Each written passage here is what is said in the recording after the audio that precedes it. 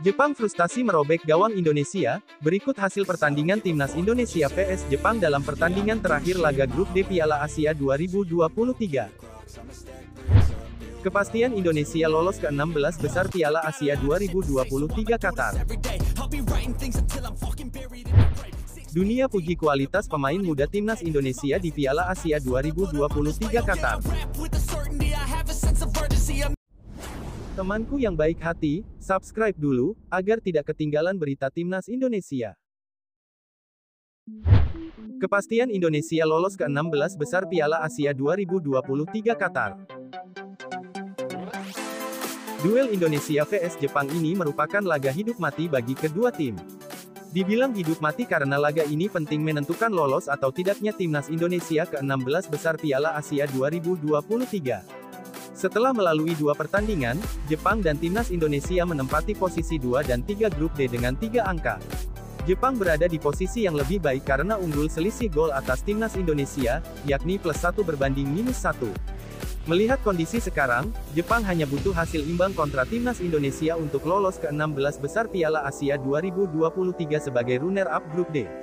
Sementara Timnas Indonesia wajib menang untuk lolos otomatis ke 16 besar Piala Asia 2023 sebagai runner-up grup D. Irak yang kini mengoleksi 6 angka sudah tak mungkin tergeser dari puncak klasemen karena unggul head-to-head atas Jepang dan Indonesia.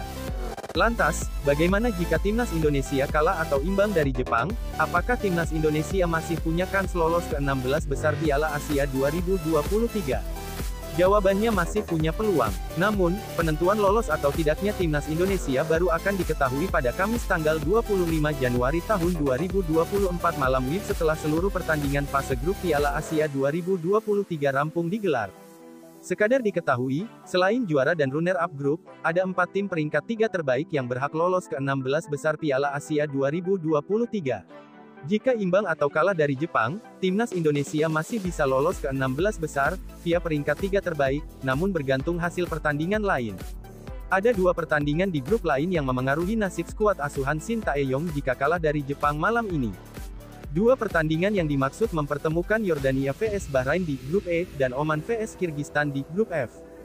Ambil contoh semisal Timnas Indonesia kalah 0-2 dari Jepang. Jika skor ini yang terjadi, Asnawi Mangkualam dan kawan-kawan wajib berharap Yordania menang selisih 3 gol atas Bahrain dan laga Oman vs Kirgistan berakhir imbang. Kirgistan diizinkan menang atas Oman, asalkan tidak lebih dari 1-0. Jika Timnas Indonesia kalah 0-1 dari Jepang atau tumbang dengan selisih 1 gol, Yordania wajib menang selisih 2 gol atas Bahrain dan laga Oman vs Kirgistan berakhir imbang, atau Kirgistan menang selisih 1 gol atas Oman.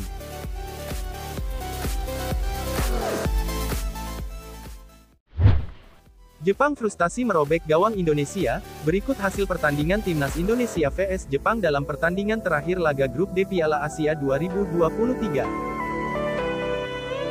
Bermain di Stadion Altumama, Rabu tanggal 24 Januari tahun 2024. Pertandingan baru mulai 3 menit, Indonesia langsung dijatuhi hukuman penalti oleh wasit karena Jordi Amat melanggar Ayase Ueda.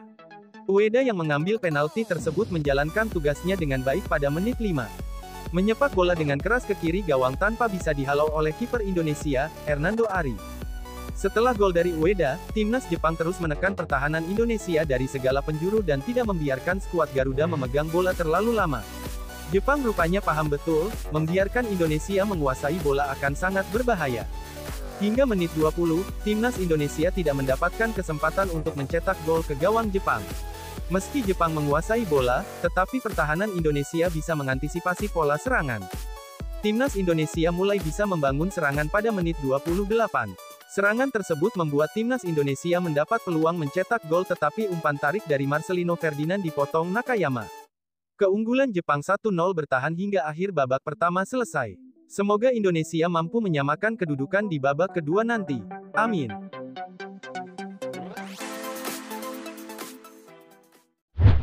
Dunia puji kualitas pemain muda Timnas Indonesia di Piala Asia 2023 Qatar.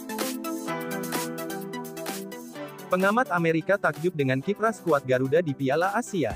Sebelumnya pernah meremehkan Timnas Indonesia, pengamat sepak bola asal Amerika Serikat AS Edward Reynoso, akhirnya mengakui kehebatan skuad Garuda di Piala Asia 2023. Ia menilai timnas Indonesia memiliki pemain-pemain top yang ditangani pelatih berkualitas.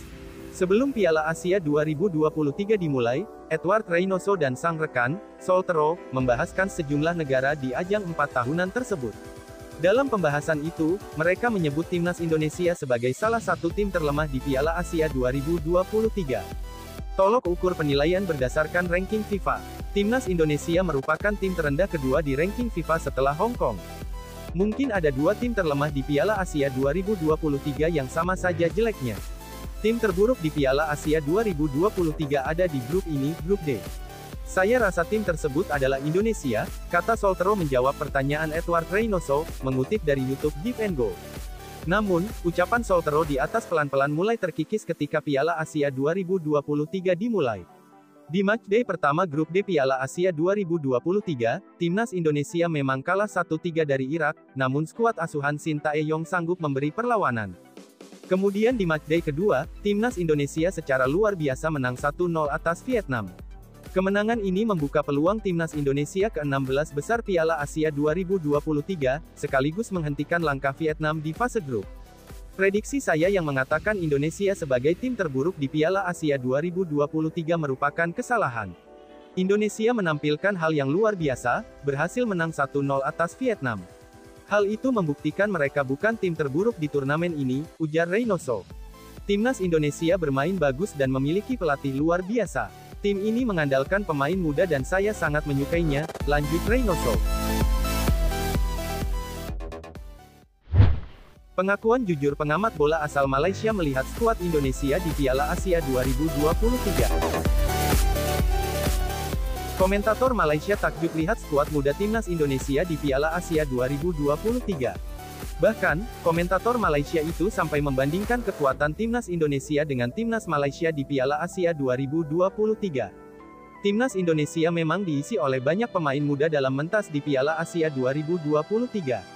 Bahkan, pasukan asuhan Shin Tae-yong menjadi skuad termuda di Piala Asia 2023 dengan rata-rata usia pemain 22,5 tahun. Sejumlah pemain yang dibawa Shin Tae-yong ke Piala Asia 2023 bahkan diketahui berusia di bawah 20 tahun. Di antaranya, ada Marcelino Ferdinand dan Hoki Caraka. Komentator sepak bola Malaysia, Stanley Bernard, memberi sorotan dia tampak takjub melihat kekuatan timnas Indonesia yang diperkuat banyak pemain muda. Contoh saja, kita saling membandingkan Indonesia. Rata-rata usia 23,6 tahun, salah satu yang termuda di Piala Asia.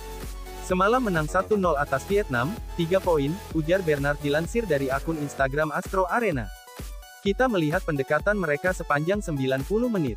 Pertandingan pertama mereka kalah, kemudian di pertandingan kedua mereka bangkit, lanjutnya.